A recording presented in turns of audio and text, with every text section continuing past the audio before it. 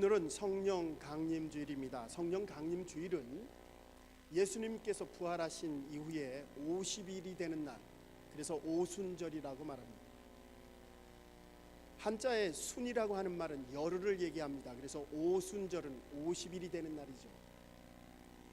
예수님께서 부활하신 이후에 50일이 지난 어느 날 120명의 예수님의 제자들이 마가의 다락방에 모여서 함께 기도했습니다. 그 기도하는 가운데 성령의 역사가 나타났습니다. 그 성령의 최초의 공식적으로 나타난 그 역사, 그것이 바로 성령의 첫 번째 임재이며 동시에 그날을 기하여 교회가 시작이 되게 됩니다. 사도행전 2장에 보면 성령의 역사를 아주 구체적이고 정확하게 기록하고 있습니다. 여러분, 교회력에 있어서 중요한 세 절기가 있습니다. 부활절, 성탄절, 그리고 성령 강림절입니다. 왜 성령 강림절이 중요하냐? 성령에 임하여서 중요하다라고 하는 것, 그것 우리가 잘 알고 있습니다. 그것보다 더 중요한 것은 성령 강림을 통해서 교회가 시작이 되었다는 것입니다. 성령 강림절은 바로 교회가 시작되었기에 세계 모든 교회들이 이 날을 기념하여 예배를 드립니다. 오늘 읽은 요한복음 14장으로부터 시작을 해서 17장까지를 성서학자들은 예수님의 고별 설교라고 말씀을 합니다. 예수님께서 죽음 예고를 합니다. 내가 이 세상에서 십자가에서 못 박혀 고통당하고 죽을 것이다. 너희들의 죄를 위해서 내가 죽을 것이다 라고 하는 고별 설교를 하고 난 이후에 예수님께서 그 당신이 죽을 것임을 예고한 이후에 제자들을 위로하며 격려하며 그들에게 마지막 부탁하는 그 설교가 바로 고별 설교입니다. 그런데 그 고별 설교 가운데 14장에서 16장까지 계속 반복되어 나오는 한 단어가 있습니다. 바로 성령이라는 단어입니다. 예수님은 육신적으로 제자들을 떠나지만 내가 떠나면서 보혜사 성령을 너희에게 보내줄 것이다 라고 하는 말씀이 계속적으로 반복해서 나옵니다. 성령의 또 다른 이름 보혜사입니다. 요한복음 16장 25절에 보면 보혜사 곧 아버지께서 내 이름으로 보내실 성령, 아버지께서 보내주는 그 성령 보혜사, 그것은 성령의 별칭입니다. 별명입니다. 또 다른 이름입니다. 오늘 성령 강림 주일을 맞이해서 저희들에게 성령, 보혜사 성령의 특성과 사역에 대한 말씀을 여러분과 함께 나누고자 합니다. 먼저 보혜사 성령 어떤 의미가 있는지 그 특성에 대해서 우리가 함께 나누려고 합니다. 이 보혜사라고 하는 히라보 성경은 파라크레토스라고 하는 말입니다. 파라, 크레토스 두 단어가 합해져서 만들어진 단어입니다. 파라라고 하는 것은 with, 함께 한다. 크레토스는 부름받은 사람이라고 하는 뜻입니다. 직역을 하게 되면 옆에 있도록 부름받은 사람이다. 옆에 있도록 부름받은 사람, 바로 그분이 보혜사라고 하는 말입니다. 영어 성경은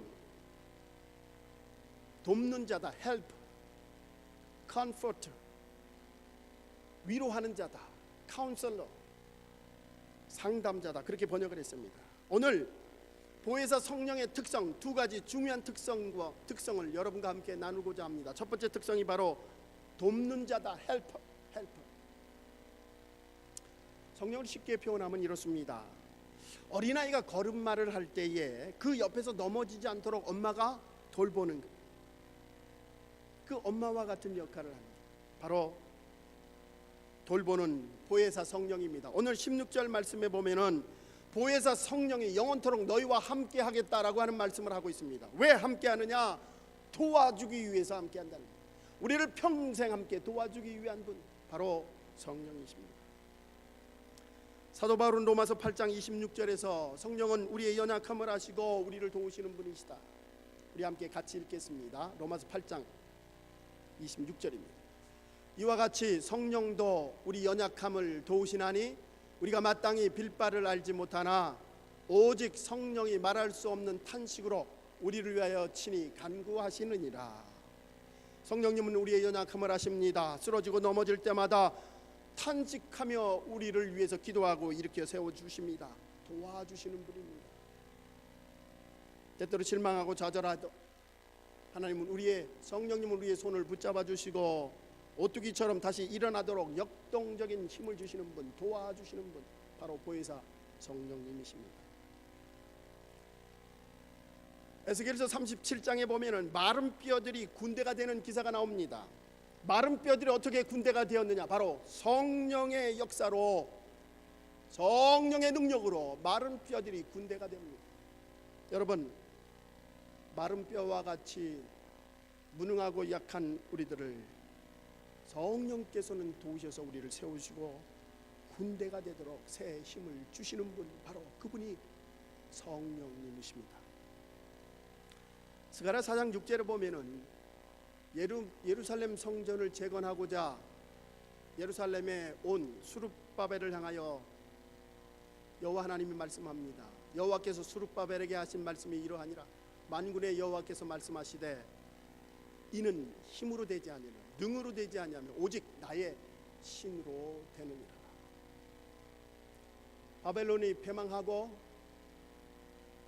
바사가 바벨론을 패망시키고 바사의 고레스 왕이 이스라엘 백성들을 해방시켜 주었습니다. 수룹바벨을 중심으로 해서 돌아온 이스라엘 백성들이 성전을 재건하고 성벽을 재건하며 다시 한번 자기 나라를 세우고자 했습니다.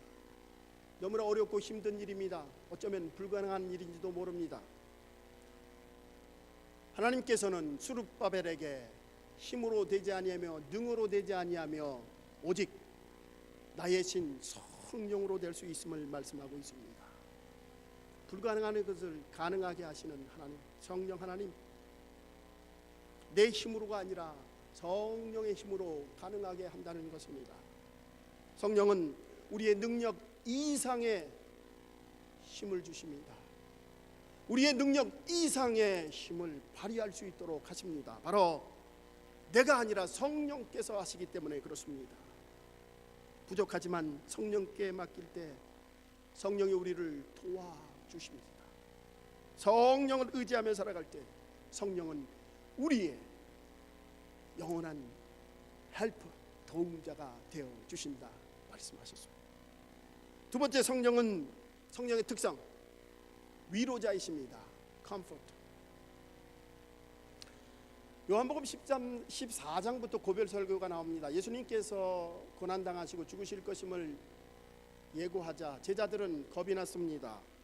함께 동고동락했던 그들 좌절할 수밖에 없습니다. 그런데 예수님께서는 보혜사 성령을 너희들에게 보내주어 너희를 도와줄 뿐만 아니라 너희들을 위로할 것임을 말씀해 주셨습니다. 예수님이 살아생전에 공생활 중에서 가장 중요한 사역 중에 하나가 돌봄의 사역입니다. 위로하시는 예수님, 병자들을 치료하시며 넘어지고 쓰러진 자를 위로해주며 세워주시는 그 역할, 바로 돌봄의 역할입니다. 위로자의 역할입니다. 그런데 예수님께서는 이 세상에 떠나면서 똑같은 역할을 감당하는 보혜사 성령을 우리에게 주시겠다, 보내주시겠다 말씀하셨습니다. 그 성령은 우리의 아픔과 상처와 외로움을 도와주시며 격려하시며 위로하시는 분이십니다. 우리의 연약한 어깨를 어루만져 주시며 우리를 세워주시는 성령님. 초대교회 당시에는 기독교가 많은 박해를 받고 있었습니다. 여러분, 사도행전을 보면 그 박해 상황을 그대로 보여주고 있습니다. 환난과 핍박을 받는 예수님의 제자들, 예수님은 성령을 그들에게 보내주시며 그들을 위로해 주실 것을 말씀했습니다. 오늘도 그 성령님은 우리의 위로자가 되어 주십니다.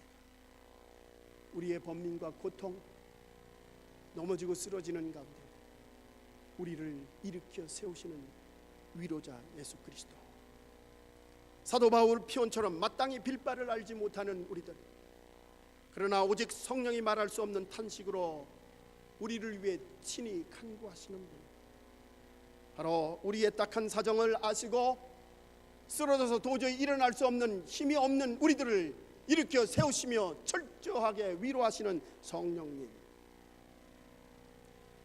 성경에는 많은 부분에서 성령 위로자인 성령 하나님에 대해서 말씀하고 있습니다.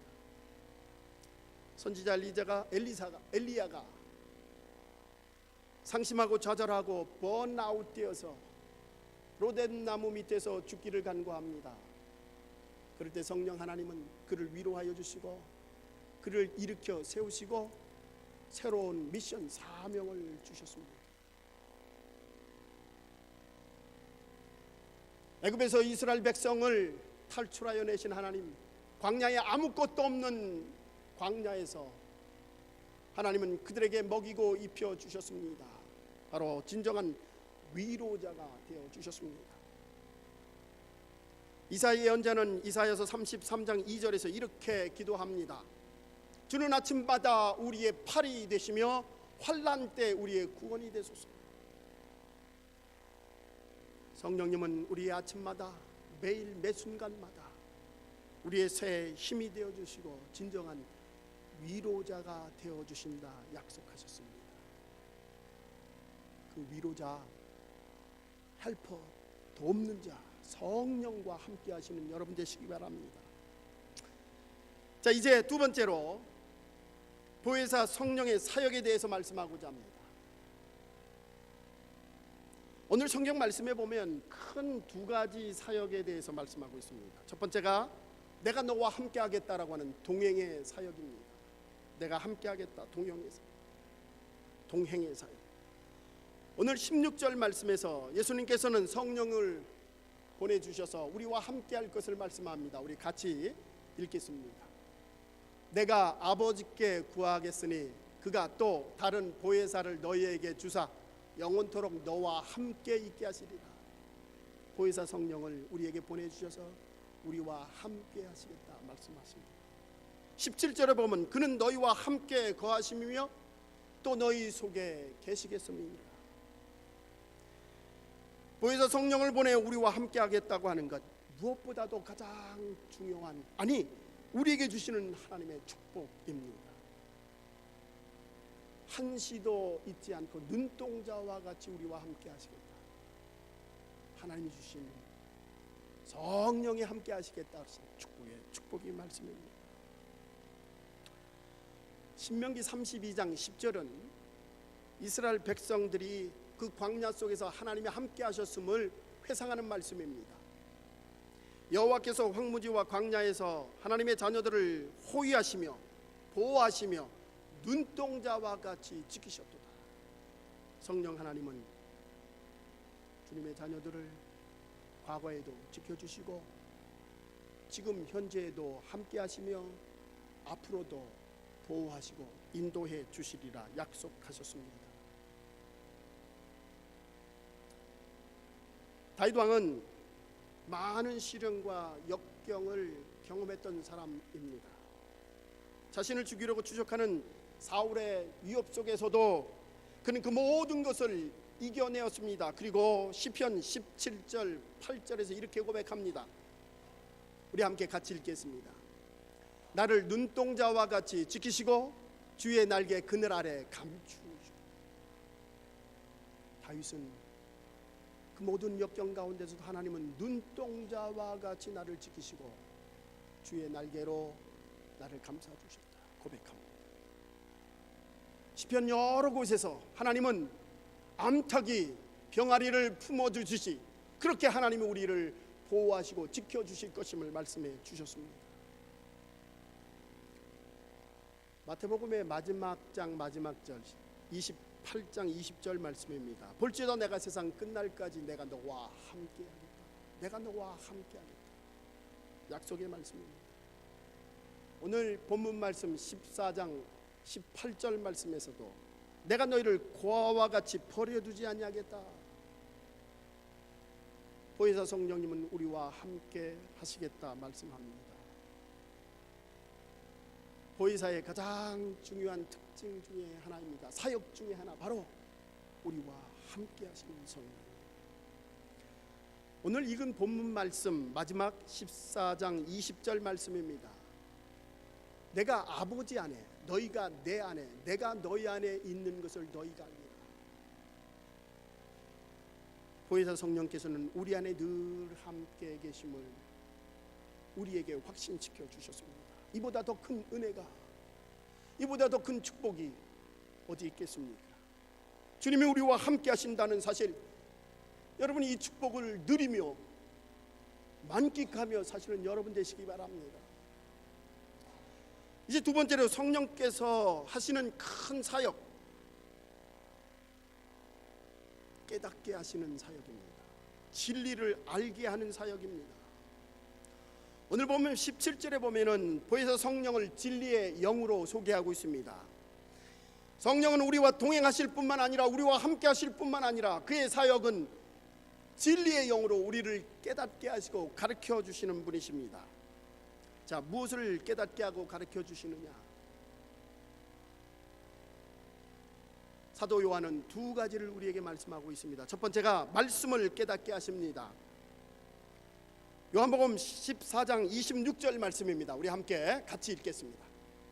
보혜사 곧 아버지께서 내 이름으로 보내실 성령, 그가 너희에게 모든 것을 가르치시고 내가 너희에게 말한 모든 것을 생각나게 하시리라. 보혜사 성령께서는 우리에게 모든 것을 가르쳐 주시고 생각나게 하시며 말씀을 깨닫게 하시는 분이시다. 여러분, 사도행전 2장에 보면은 제자들이 성령 충만을 받고 그들이 복음을 증거하는 말씀이 나옵니다. 그 중에서도 여러 편의 사도들의 설교가 나옵니다. 그 중에 최고의 설교는 역시 사도행전 2장에 나오는 베드로의 설교입니다. 베드로가 설교할 때 3,000명이 회개하며 주를 믿었더라, 성경은 기록하고 있습니다. 여러분, 베드로가 많이 배운 사람입니까? 납비처럼 체계적으로 율법에 대해서 배운 사람이에요? 그렇지 않습니다. 그는 신학적인 훈련도 받은 사람이 아닙니다. 제가 설교하듯이 설교를 작성해서 그렇게 설교하는 사람도 아닙니다. 그런데 어떻게 그가 하나님의 말씀을 정확하게 적절하게 인용하며 설교를 했을까? 3,000명이라고 하는 많은 사람들을 어떻게 회개시키는 성령의 역사하는 설교를 했어요? 바로 성령의 역사입니다. 성령께서 생각나게 하시고 가르치게 하신 진리의 영이 그와 함께 할 때 하나님의 놀라운 역사가 그 베드로를 통하여 나타나게 하신 것입니다. 저는 늘 설교를 준비하면서 성령께서 함께 하심을 깨닫게 됩니다. 아니, 분명하게 확신하게 됩니다. 아무리 설교를 잘 작성해도 단에 섰을 때 성령께서 새로운 말씀으로 내게 주실 때가 있습니다. 또는 어떨 때는 하나님께서 이렇게 이상한 말씀을 주셔서 그 말씀을 증거할 때 많은 사람이 아닌 그 한 사람에게, 어떠한 한 사람들에게, 한 사람에게 성령께서 관건적으로 역사하시는 것을 나중에 깨닫게 됩니다. 설교할 때마다 이런저런 모든 설교 과정 중에 성령께서 함께 하심을 저는 확신합니다. 성령은 진리의 영으로 우리를 가르치시고 깨닫게 하시고 우리를 인도하게 하시는 분이십니다. 여러분, 성경 읽을 때에 전혀 이해하지 못할 때 기도하십시오. 성령님, 나를 도와주세요. 깨닫게 하옵소서, 알게 하옵소서. 성령이 하시는 역할입니다. 성령께서 하시는 사역입니다. 바로 깨닫게 하시고 말씀을 깨닫게 하시고 그 말씀대로 살아가게 하십니다. 여러분, 성령의 역사라고 하는 것, 방언을 하고 예언을 하고 영적인 어떤 신비적인 것을 하는 것이 성령 충만이라고 우리는 착각할 수가 있습니다. 여러분, 성령의 충만함은 말씀을 깨닫게 하십니다. 이제 성령의 사역 마지막 두 번째입니다. 우리가 죄인임을 깨닫게 하는 것. 가장 중요한 성령의 사역입니다. 요한복음 16장 8절 말씀입니다. 우리 함께 같이 읽겠습니다. 그가 와서 죄에 대하여 의에 대하여 심판에 대하여 세상을 책망하시니라. 성령의 충만함, 성령의 함께하심, 그것은 내가 죄인임을 알게 하는 것입니다. 내가 가야 될 길을, 의로운 길을 인도하심을 깨닫는 것입니다. 내가 죄인임을 깨닫고 하나님의 심판이 있음을 알게 하는 것, 성령입니다. 다윗은 시편 50편 21절에서 이렇게 고백합니다. 내가 너를 책망하여 내 죄를 내 눈앞에 낱낱이 드러내느니라. 성령의 역사는 영적인 어떤 신비한 것을 바라보며 그것을 방언과 예언을 통하여 하는 것이 아니라 내가 죄인임을 깨닫게 하시는 것, 무엇보다도 가장 중요한 성령의 역사입니다. 문제는 우리가 죄인임을 알게 했을 때에 다윗처럼 시편 51편 3절에 나와 있는 말씀처럼 그렇게 고백하는 것입니다. 물은 나는 내 죄가를 아오니 내 죄가 항상 내 앞에 있나이다. 바세바를 범하고 나단 예언자가 그를 향하여 바로 당신이 죄인입니다 라고 고백할 때, 심판했을 때 그가 하나님 앞에 고백한 말씀입니다. 문제는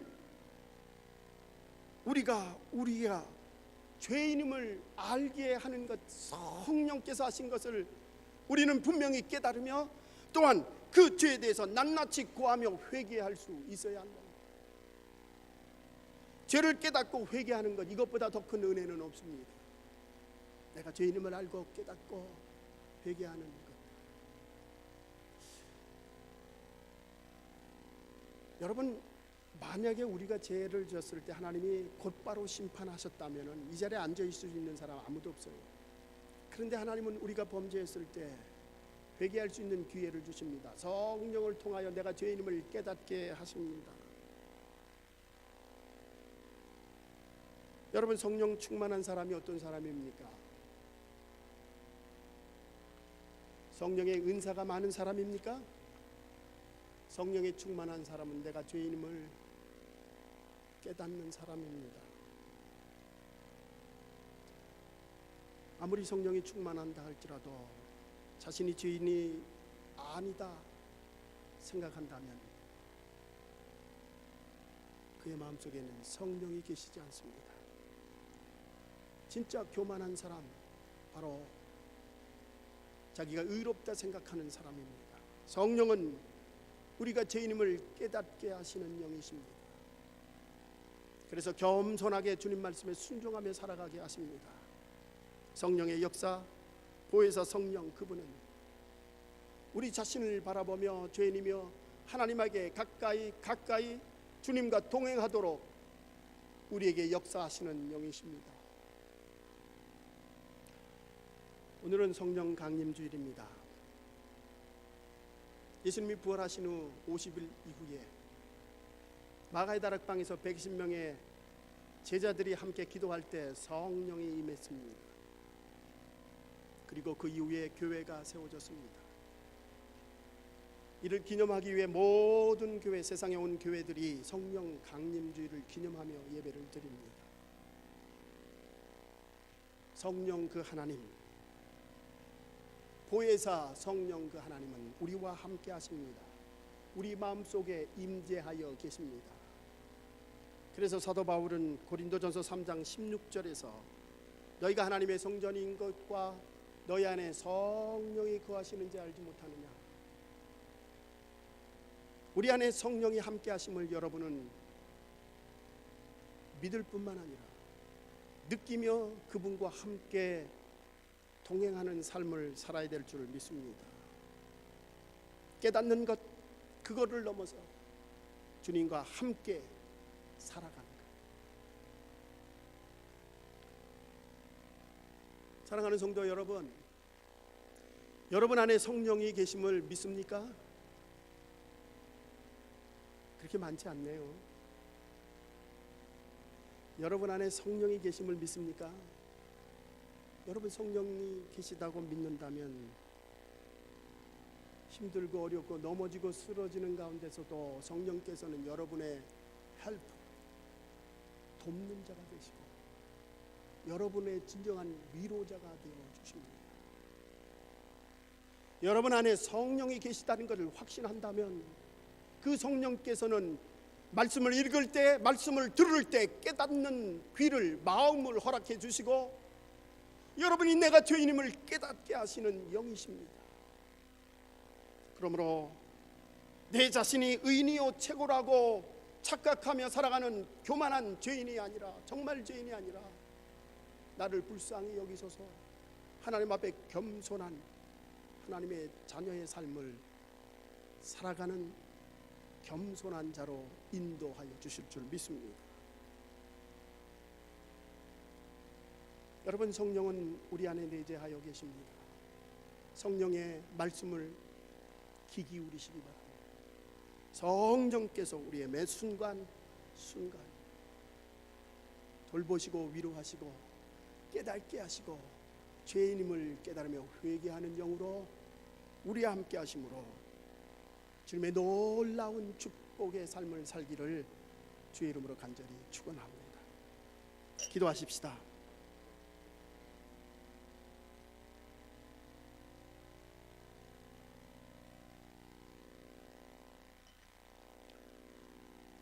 사랑의 주님,